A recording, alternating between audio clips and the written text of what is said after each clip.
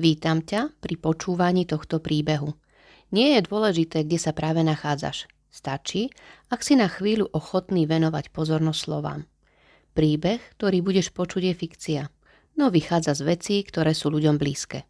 Z pamäti miest, z nevypovedaných otázok a z ticha, ktoré má niekedy väčšiu váhu než odpovede.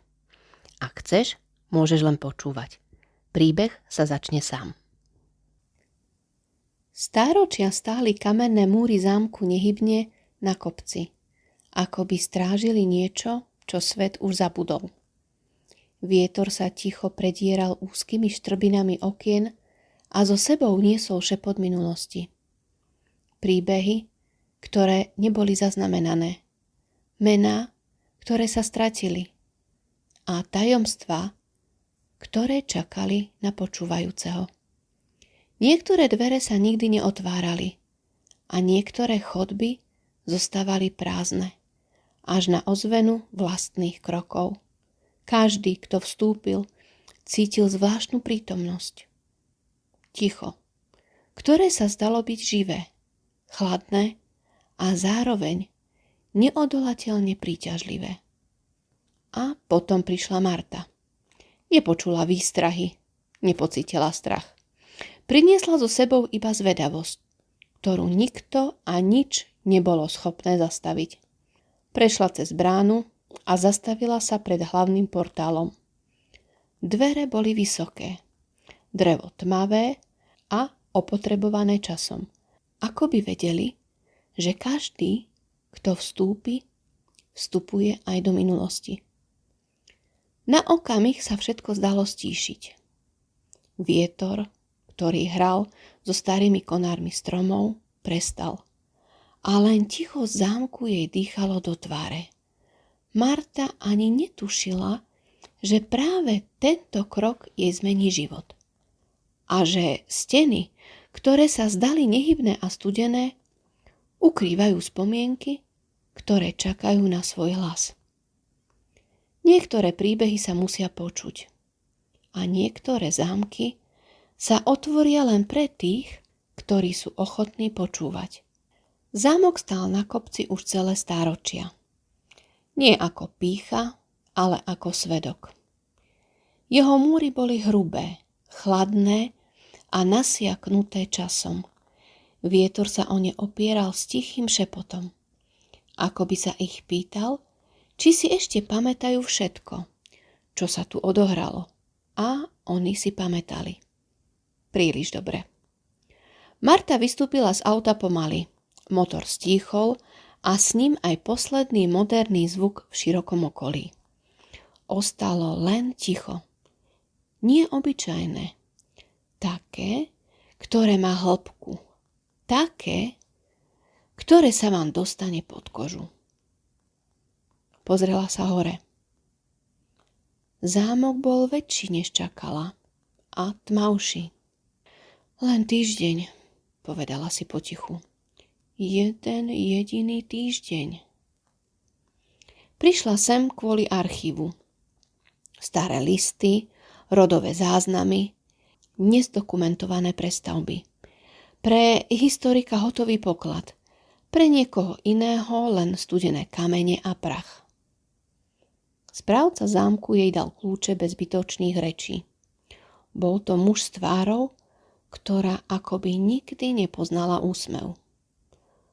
Horné krídlo neodporúčam, povedal len tak, mimochodom. Prečo? Staré schody a... odmočal sa. Zlý zvyk ozývať sa. Marta sa zasmiala, nervózne, ale predsa. Myslíte prievan? Správca sa na ňu pozrel. Dlho. Ak chcete. Keď vošla dnu, prvé, čo ju udrelo, bol chlad. Nie teplota. Pocit. Vzduch bol ťažký, ako by v sebe niesol niečo neviditeľné. Kamenná podlaha tlmila kroky, no ozvena ich aj tak vracala späť. Zámok odpovedal na každý pohyb. Jej izba bola jednoduchá. Posteľ, stôl, lampa. Hrubé múry, malé okno. Keď sa zotmelo, tma prišla rýchlo. Bez varovania. Prvú noc sa jej zle spalo. Nie pre strach. Pre pocit, že nie je sama. Niečo čakalo. Na druhý deň sa pustila do práce. Archív bol v severnom krídle. Presne tam, kde podľa plánov kedysi bývali služobníci. Miestnosti boli nízke, úzke, steny nasiaknuté vlhkosťou. Listiny hovorili o rodine, ktorá zámok vlastnila v 17. storočí. Odcudzenie, zrady, dedické spory a jedno meno sa opakovalo častejšie než ostatné. Alžbeta z Kamenného Vrchu. Zomrela mladá, oficiálne na horúčku. Neoficiálne nič viac nebolo napísané. A v ten večer, keď Marta zatvárala archív, začula kroky. Nie svoje. Zastavila sa. Ticho. Potom znova.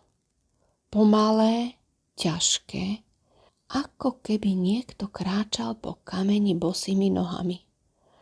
Haló? Ozvalo sa jej vlastné slovo príliš hlasno. Kroky sa zastavili. A potom šepot. Nie slova, skôr dých. Ustúpila o krok. A ďalší. Keď sa vrátila do izby, zamkla dvere. Smiala sa. Presviečala sa, že staré budovy vydávajú zvuky, že mysel si rada dotvára. No, v noci sa zobudila na chlad. Nie v izbe, na ruke. Ako by sa jej niekto dotkol. Tretí deň našla niečo, čo v archíve nemalo byť. Malý zväzok listov, ukrytý za uvoľneným kameňom. Písmo bolo jemné. Ženské. Alžbeta. Keď Marta vytiahla zväzok listov z úzkej dutiny v stene, mala pocit, ako by porušila niečo posvätné. Papier bol tenký, krehký, miestami zažltnutý do farby starej kosti. Voňal zatuchlinou, voskom a niečím železným. Krvou, ktorú si len namýšľala, alebo nie? Sadla si priamo na kamennú podlahu archívu. Chlad jej prešiel cez nohavice až do kosti, no nepohla sa. Prsty sa jej mierne triasli, keď rozkladala prvý list.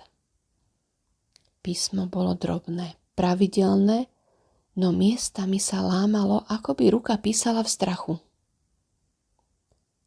Ak niekto tieto slova nájde, prosím, nech vie, že som sa nebála smrti. Bávala som sa ticha, v ktorom ma nechali. Marta prehltla. Pokračovala. Zamykajú ma hore, v miestnosti bez mena. Hovoria, že je to pre moje dobro, no ja viem, že som sa stala prekážkou. Počujem ich hlasy dole, smiech, hudbu. A ja tu sedím v kameni, ktorý nepustí ani slovo. Srdce jej bylo rýchlejšie. V archíve sa zrazu zdalo byť menej vzduchu. Lampa nad stolom slabo zablikala. Niekedy mám pocit, že zámok dýcha so mnou, keď plačem, steny vlhnú, keď sa bojím, schody stíchnu, ako by nechceli, aby ma našli. Marta listy čítala jeden po druhom. Niektoré boli krátke, iné chaotické.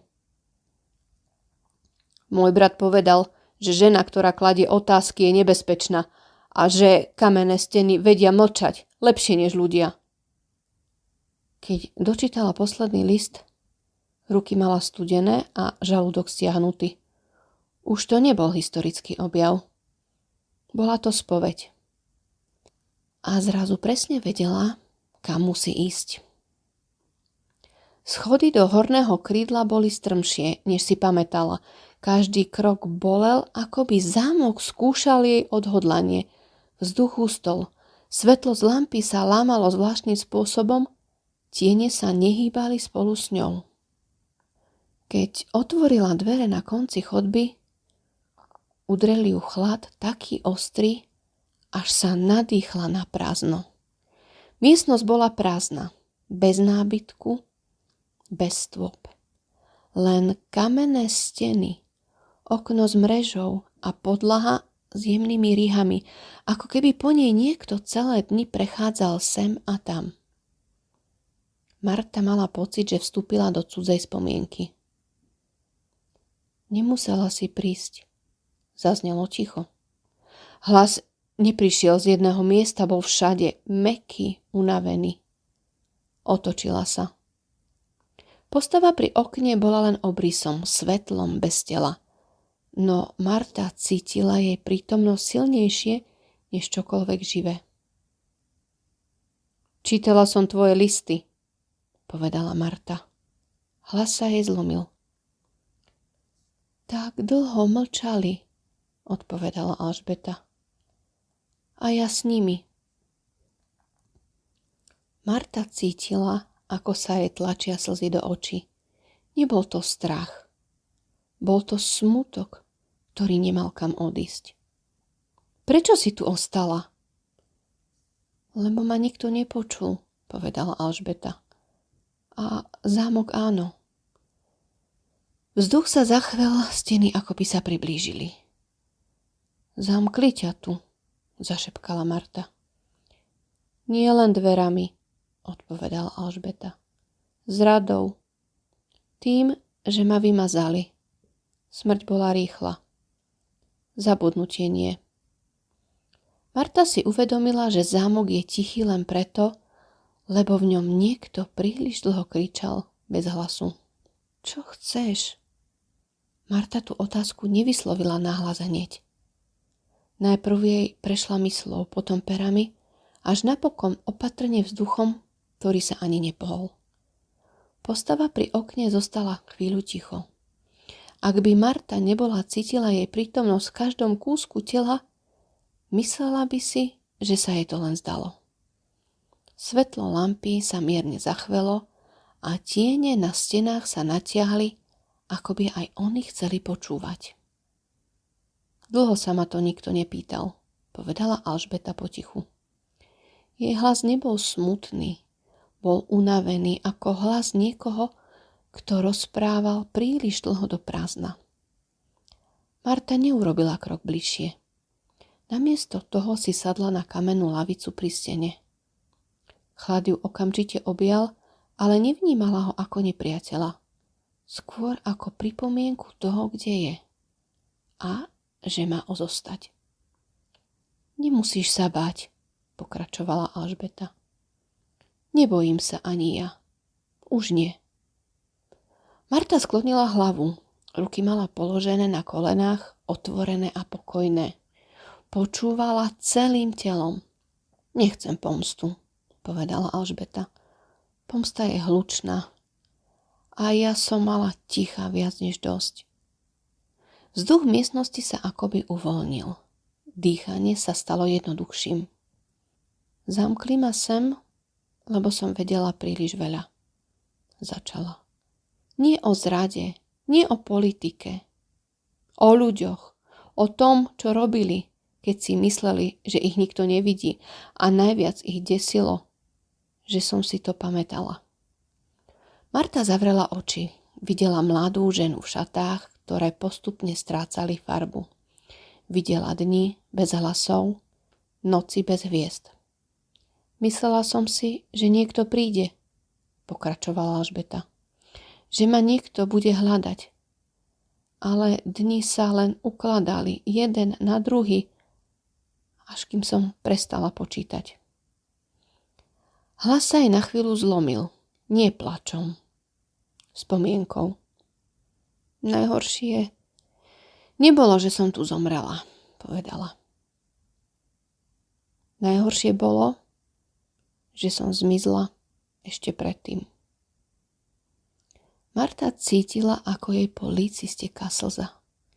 Neutrela si ju. Patrila tam. Chcem, aby si ma pamätala, povedala Alžbeta. Nie ako prízrak, ale ako niekoho, kto tu bol, kto cítil, kto veril, že slova majú váhu. Marta otvorila oči a pozrela priamo na ňu. Sľubujem, povedala pevne. A bolo v tom všetko. Čas, trpezlivosť, pravda. Postava sa k nej pomaly otočila. Prvýkrát bola jasnejšia. Nie živšia. Pokojnejšia. Potom už nemusím zostať, povedala Alžbeta.